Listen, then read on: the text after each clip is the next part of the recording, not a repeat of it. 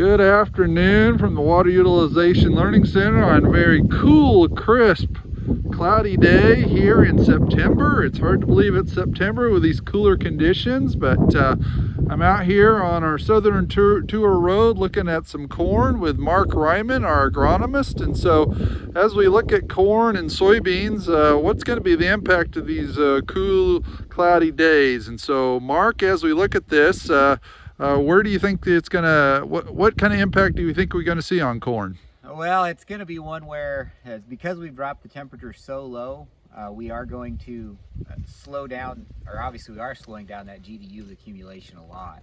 If you remember that formula I talked about in late July about GDU accumulation, if we don't get our average temperature for the day above 50 degrees, you're not accumulating any GDUs. In the past 2 days, we haven't been anywhere near that. So we're slowing down our our maturity on the corn, maybe by 3 to 5 days in terms of when we're going to hit black layer after this cold snap. We should be getting about 15 GDUs, maybe 16 GDUs a day on average, and right now we're getting 0. Now, if you look at us in comparison to last year though, we are still about, I figured it out to be about 250 GDUs ahead of where we were at this point during the growing season last year. So we do have a little bit of I think a better situation than we're in regards to crop maturity than we had in 2019. So we're not accumulating the GDUs, but the long-term impact from actually this cool weather, as long as we don't freeze, which we should not, will be minimal, assuming that we have enough time to actually get the corn filled at the end of the growing season. Yeah, as long as we don't see a lot of conditions like this. It does look like we're going to warm up here, maybe into the 80s even on Sunday. It's going to kind of gradually get better for us, and we should be able to still black layer, at least on like our 113-day corn before that average freeze date for us of the 10th of October. We should really on about the 1st of October, I think, black layer, looking at where we're at right now on that 113-day corn. So we're not expecting to see a lot in terms of yield loss, again, unless we see continued conditions like this and potentially an early freeze.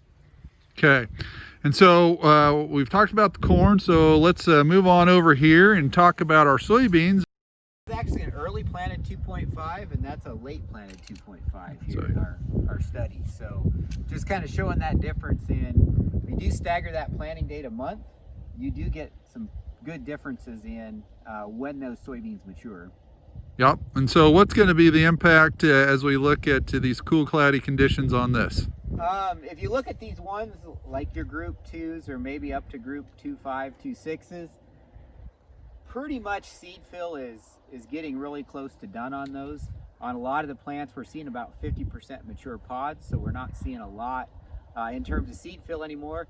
This is really just slowing down, I think, the senescing of leaves and the drying out of the crop so that we can get out there and get into the field with our combine. If we look at these beans here, they're a little bit behind.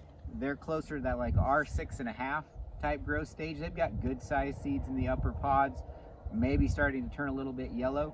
But you know, the cloudy conditions, maybe they are hurting the photosynthetates a little bit, but overall it's not going to have a big impact on yield, I don't think. You're not really going to see much difference in those beans that were planted later that still have a little ways to go before they're mature.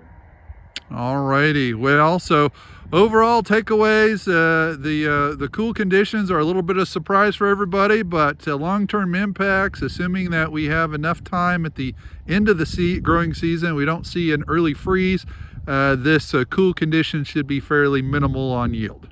Yeah, I mean, it was obviously going from close to 100 degrees on Sunday down to a high on Tuesday that was in the low 40s was definitely a shock, but overall I don't think it's going to be too bad in terms of the outcome for the crop, other than slowing things down some. Yep. All right. Well, we'll talk to you in the future about other agronomic topics from the Learning Center. Thank you. Thanks for watching this video from the Gothenburg Water Utilization Learning Center. For more information, please call 308-537-4500.